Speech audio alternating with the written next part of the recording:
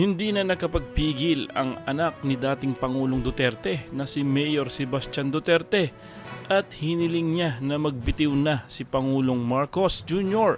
sa kanyang pwesto. Matapang na inihayag ng alkalde ang hinaing nito sa Administrasyong Marcos sa ginanap na hakbang Maysog Leaders Forum na kung saan prioridad lamang daw ng Marcos ay ang pansariling interes kaysa pagsilbihan ng publiko. Ayon naman sa mga netizens ay nagmistulang election rally ang nangyayari na leadership forum sa Davao. Pinagpapaliwanag naman ng mga pro-Marcos na kung saan ginamit ang 51 billion na pondo ng Davao.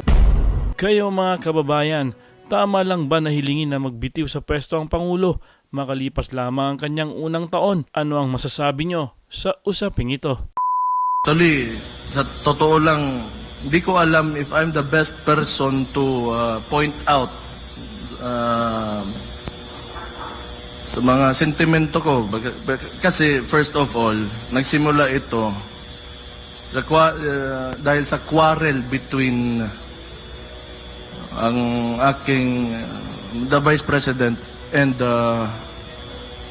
yung tinawag niya na tambaloslos. Diyan man yan nagsimula lahat kasi. But ayoko na dumaan doon sa kasi marami akong ayoko na dumaan doon sa whoever is around the president that's creating this chaos or letting this happen. So ako magsalita lang ako. I'll try to be objective as much as I can. Kasi mahirap eh. Duterte din ako. Kapatid ko yung may... you know what I mean. So, ako, Mayor Mangkodres Davao. I am the city mayor. Unang-una sa tanan, let's talk about crime. Okay?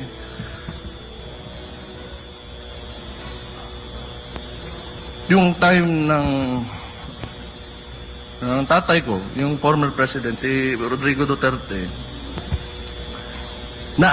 meron man talagang clear na campaign against drugs and criminality. So, actually, na-anticipate ko talaga na pagbaba niya, there will be a resurgence ng mga ganitong activities. Kasi nga, for 6 years, 6 na taon na sila. Wala eh. Di sila makalihok. And there are, syndicates and these people, wala man lang ibang alam kundi krimen. So, may rubber band effect talaga yan. So, paghila dito, kasi si PRD nga, very strict on these matters, pag naog niya, pagbaba niya, pagbuhi ato, labyog. It's like a rubber band. Hapak na sa pikas. So, wala na si PRD karon, balik ang droga. Makita man ninyo, in less than a year, makita ninyo, mga pulis na kayuniforme na sa Senado, unsay isyu, sila'y gadula o droga. And what does this tell us?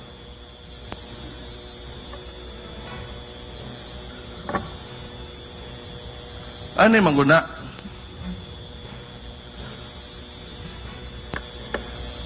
Presidente kay moderitso na lagi ko, di na kumuagi nga si Tambaloslos, ingane o kana si yang asawa, si Lisa Marcos.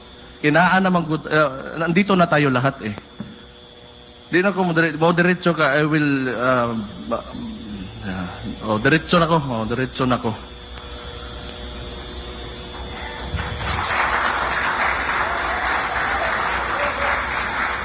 Unsa pa man di ay, atik-atik pa ta nga, Tambaloslos atong pasanginlan, si Juan, Lisa Marcos,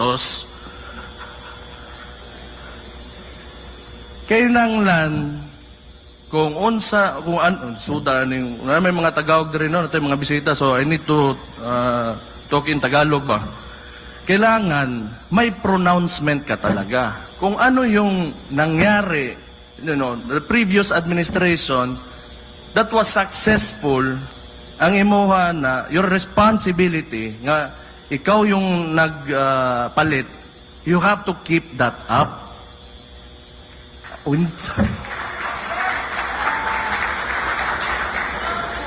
Nakita na to, wala. Karon, kung wala, o katong mga bad elements, o kaning mga utang, wala, gyud. Di balik gyud. Buta ko ako, ha? Kung ako, durugista ko, drug lord ko, pila ka bilyon na wala, 6 years, putang ina, lugi na ko.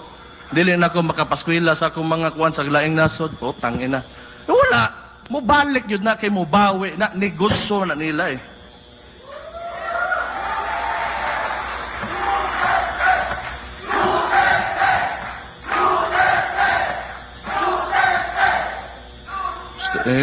Ako ba yung pasangin lang na ni Mudagan kog Indonesia pagkahuman ani.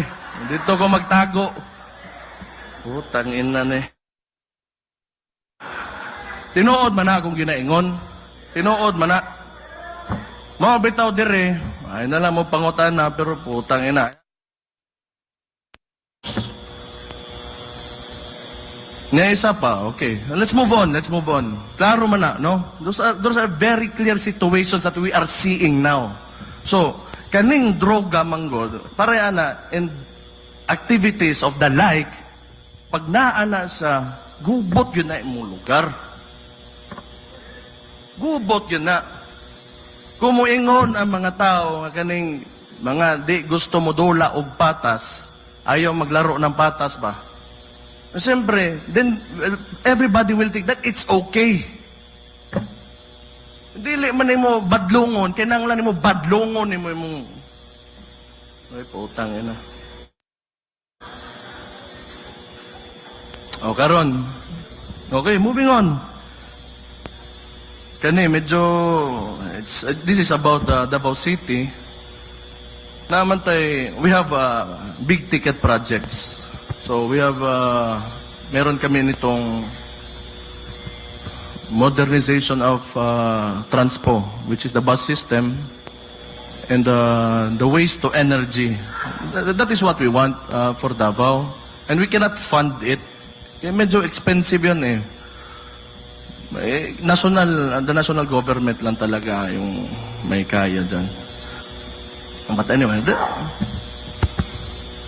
I have to cut the long story short because I cannot elaborate on this kasi medyo Davao to eh. We're talking about how it's, But anyway, may instability kasi ngayon. So, Congress, ito, yung Vice President, ngayon, Senate, sila hindi na nagkakasundo. So, unsa man eh. You have kung executive ba, daghan man ta, some of you here might be executives, and or some executives on how they handle things. You have every opportunity, power, and authority to fix what is broken. Kung unsay kinang lag-repair, pwede man na nimo ayuhon. Well, naatay separation of powers. Na executive, na legislative, na judiciary. Pero, unsa may pulos anang hierarchy na to. Kaya na magitay, number 1, presidente, number 2, vice president. Unya karon, maunang, moderitso ko sayaha kay di na lang yun ni mo tarungon. Di mo na lang talaga ayusin. And this has been going for a year. Nag-start na mga August eh. So almost a year. Kung executive ka, ambot, tulog ka, o wala ko kabalo.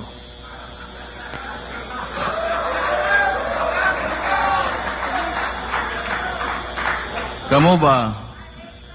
Puta. Ako okay ra. Ngano man para man istong nasod. Wa ko'y labot. Dili, putang in. Wa gyud ba? Yung sa Binisaya pa, wa gyud. Wala talaga. Wa gyud. Anak manggod na. Kung ikaw gani, motongtong kag usa ka posisyon, unya, mas naglabaw, ay sorry ha, sa mga Tagalog, subtitles na lang na ninyo. Mas naglabaw ang imuhang gugma sa imong kaugalingon kaysa sa imong nasod, ing anig hitabo.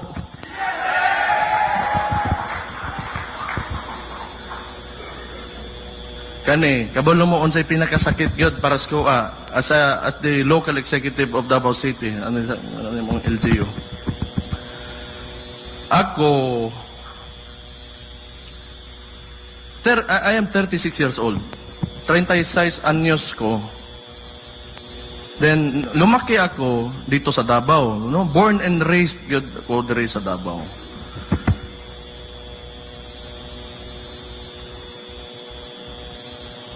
Mula nung pinanganak ako hanggang until 2 years ago, Davao City has been infested with insurgency. May NPA kami dito. Karon, sino ang nagbuwis ng buhay? Kinsay nagsakripisyo? Kinsay ni Antos matog og bukid. No, musaka og bukid kay para to keep peace and order. Ang pulis og sundalo nga dugay nag-antos ang mga lugar diha. Unya karon kay tungod naalang mo'y ambot unsa man gyud problema ninyo sa Vice Presidente, wa ko kay baw. Tanan kalaban atong niaging administrasyon, lahat ng mga kalaban ng dumaan na administrasyon, inyong ginakauban. Mauna inyong ginabuhat. For I do not know what fucking reason yun and for what necessity. Tangina.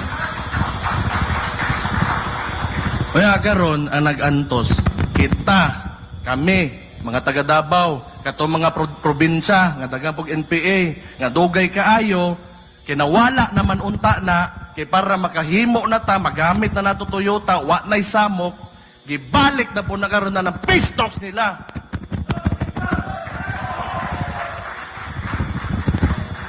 Ngano, mangutana ko nila, kini si BBM, ikay ni Sakag Bukid, sundalo ka, ikay polis nagbantay dito sa Pakibato o Marilog.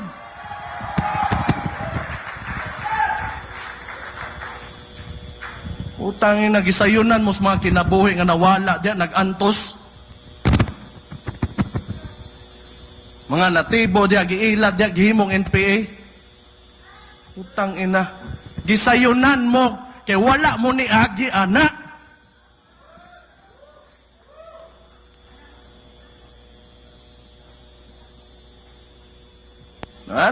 Malamang, ikaw matulog ka, nakay kutson, hindi, nakay unlan. It's easy for you. But what of those people who are there who are suffering?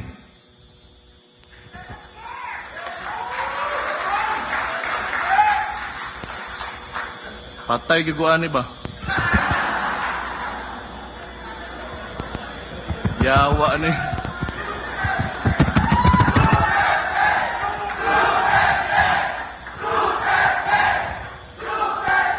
Ayaw, lagi. Tangina. Kaya ba mo, before ko ni Anne ba, before ako pumunta dito, inisip ko na talaga, anong bangka yung sasakyan ko? Ana ba? Tangina, initan ko, Anne ba? Oh.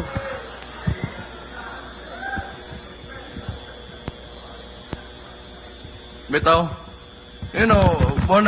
ever since pagsugod na ako, nga pagkamayon na ako, di kay ko vocal because 36 years old ko, ako mga anak gagmay pa niya. Di na ko gusto nga they will miss their father ba.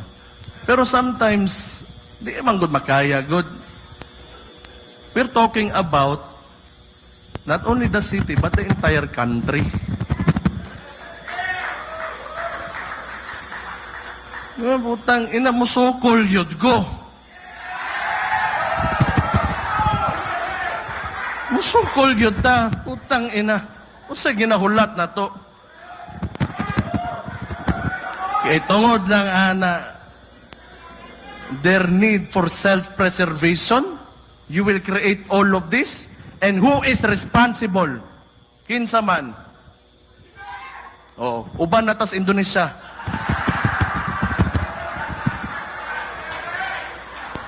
Oh, dili na mingaw kay nana koy kadulag chikitsa dito tongits. Oh, ha, inom dayon ta. At least ako'y kauba, pag timanan ta ka. Oh, timanan ta ka. Pag initan ta, kitan doha dito, uban ta. Kapuya, no? Apoy ba? You know, ultimately the point is, naman gud ta, you know, the previous administration, mula, lisod ni paminawon so because I am a Duterte myself. But if you want to listen, then you are free to listen. Well, kay PRRD, o kamo, nga idol man kayo, ako po, idol kay nako kamahan. Pinakita niya naman na pwede mo man talaga ayusin yung isang bansa. Na pwede. If you only do it. Oh, ngaron, ang problema, naana ta dito, andun na tayo. Gina, bira na po pabalik yung asa ng tae, dito na po padulong sa tae. O say, putang ina.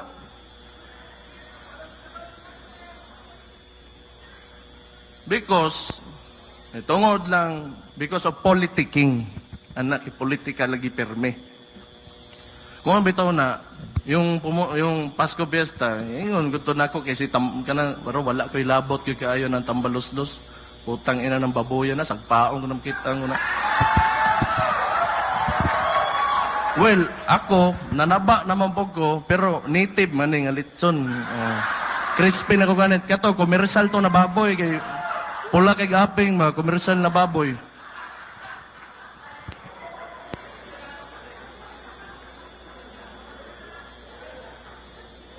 Na, insurgency. Na, because, that's all because they are the enemies of the previous administration. Ilang I do not know. Through the use of power, authority, and resources, which they have now. Anyway, about us foreign policy po. Na naman siguro nagstorya na earlier, but, you know, ang punot dulo niyan, he is endangering the lives of innocent Filipinos. Kana yung pagpapasok niya ng mga Amerikano dito, well, kaya kung magyera, well, at least ang Davao, kita mga taga Mindanao, iwit pa ta mabungkag, kaya sila man una sa taas. Oh, so dapat kayo talaga yung medyo mabalaka dyan. Yung mga taga Luzon dito ngayon. Oh, kayo una, pagbumbahin yan ba? Oh, diba? It's basically just that. He is endangering your lives.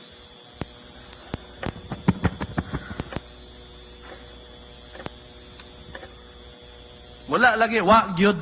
Mo gina, wa gyud. Wa gyud. Karon, napanang, ang katawanan, nakakatawa nito nila ba? May presidente ka, meron kang speaker. Drama ba? Drama. Kunwari, si Romualdez yung bad cop. Oh, niya, ang presidente good cop. Wala akong alam. Hindi, ana-ana. Tangina. Saba di ay, presidente, magkakapalo, magkasinitabo. Dari, undanga di ay.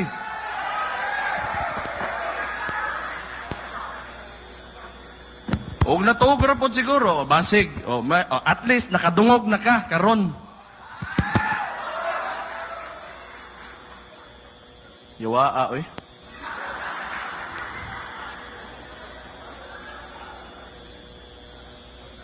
Lagpas gigayo. Pero, kanisa, you know, look at this. We are all here now. Kita tanan, ha? You know, some people from Luzon, some people from the Visayas, and, you know, other parts of Mindanao. Why are we here? And whose responsibility is this? Iyaha. Kaya kung nagtarong pa na sa, wala ta diri karon.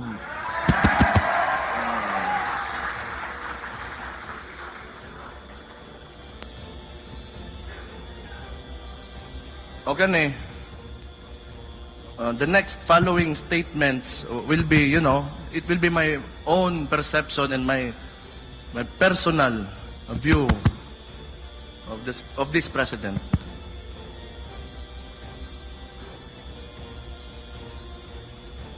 You are lazy and you lack compassion.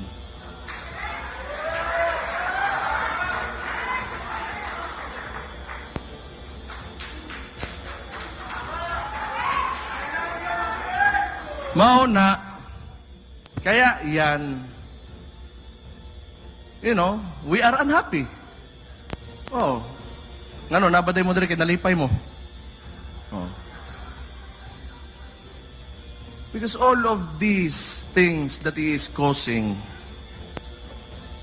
is oppressing the people. Maumagod na. Kay giuna niya ilahang politika. Ilang self-preservation sa ilang politika. Wa nila giuna ang trabaho. So karon, imbes of opening up new opportunities, especially for those sa lower classes, kay para mo improve ang kinabuhi sa mga Pilipino, labi na sa mga kabos, giuna nila ilang mga kaugalingon. Mauna.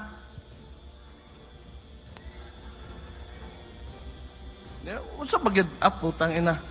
Una-una ko ba? Kung ako okay ra sa kuwagig wala ko diri sa politika. Kira gyud kaayo. Ambot sa inaanak nila nga gusto gid nila 20 years. You know, this is the exact template. Kadtong mapamang ko natawa to 1960s kana na plebiscite sila kaning People's Initiative nila karon. This is the exact template na ilang ginabuhat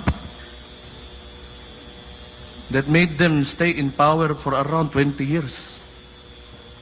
They're just replicating that kind of template. Maura yun na, walay ko andiya, in order for them to stay in power, to preserve themselves, ilang mga ambot sa mga gusto ng dato, naman tayo mga tawhanan eh.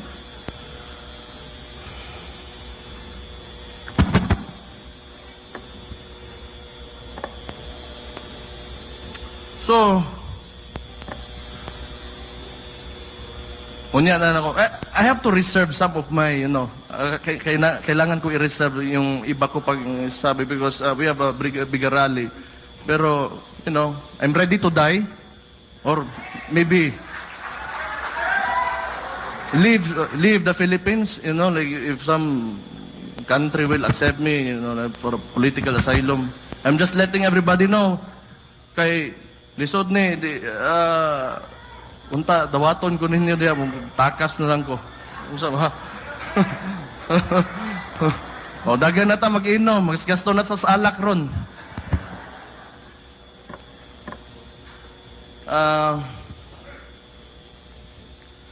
Mr. President, kung wala kay gugma, o wala kay aspirations sa imuhang nasod, resign.